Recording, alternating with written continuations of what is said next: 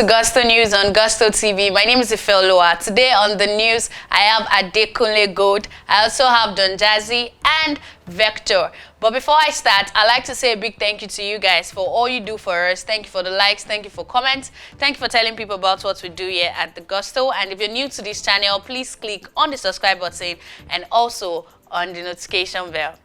Well, starting up this news with Adekunle Gold. Adekunle Gold. Of course, you know Adekunle Gold is a Nigerian artist.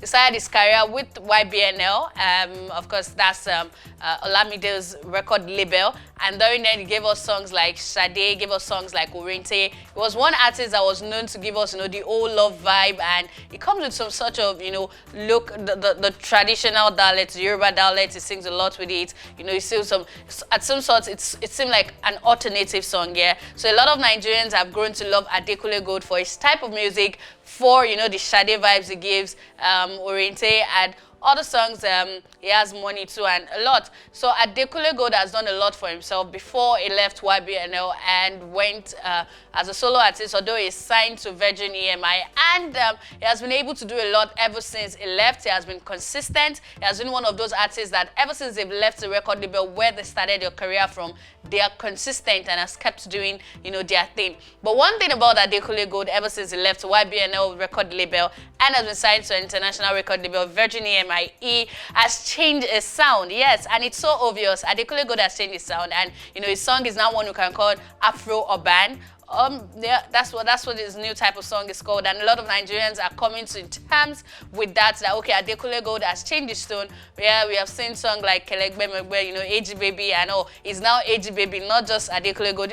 He has changed his look, he has changed his hair. Now see him with hair, we see him putting on a whole lot of beads, some sort, and of course his body. Yeah, so it seems like a lot of fans have not come to terms with this. They are still like, oh, we love the old Adekunle Gold. So Adekunle Gold has come up to put up a tweet where he has said that, you know what, I don't want to hear the you've changed your sound or this and that. He has said that his fans should come to terms with the fact that his sounds have changed and they should move on from the old Adekunle and move with him. Of course, if you're an Adekunle fan, this is for you, that you know what, I've changed, his sounds has changed over the years.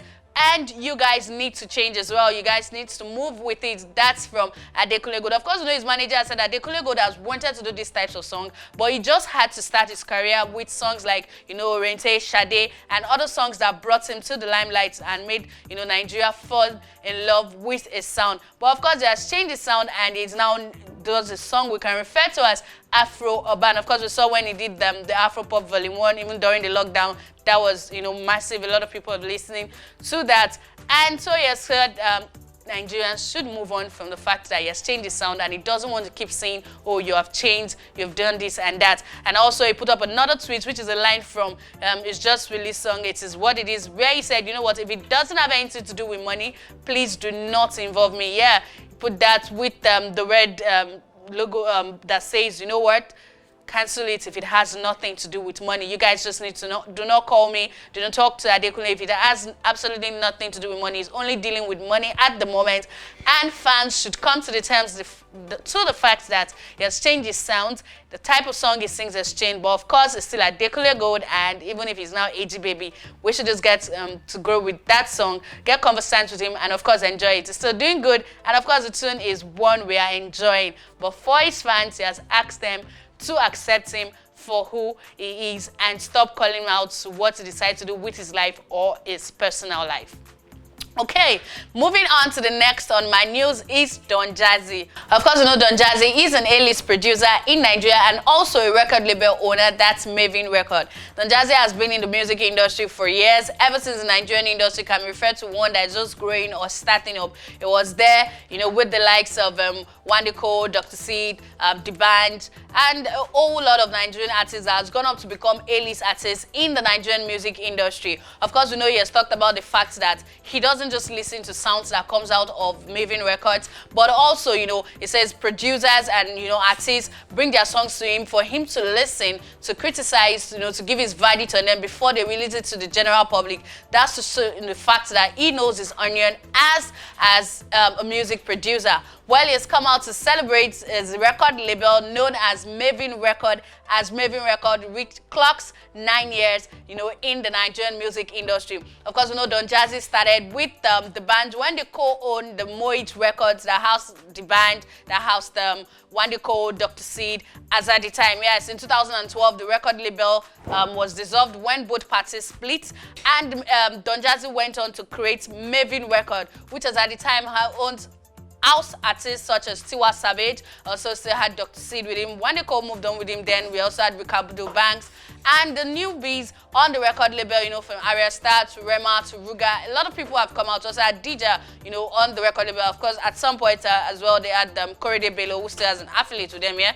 So yes, Mavin Record has come a long way, and Don Jazzy is celebrating it through the journey, how they started. He put up a video on his Twitter and Instagram page where he shows how he introduced the record label to the public, saying, oh, this is a new label, record label. Shows the likes of Tiwa Savage, Dr. Seed, DJ Korede Bello, and to the very new ones they have on board now. That's Rema, the likes of Aresta, and others. This video was actually put up on his page as he celebrated 9 years of the establishment of Mavin Record into the Nigerian music industry. Of course, it's worth celebrating. Mavin Record is one of the foremost record label in Nigeria and of course in Africa. He has been able to produce artists that that release global hits. Rema, to a lot of them who have become gone their separate ways, but they're still doing their thing in the Nigerian music industry. Congratulations to Don Jazzy, and of course we hope that Mavin Records keeps doing well and bringing young guys on the beat that do well for themselves and of course the Nigerian music industry.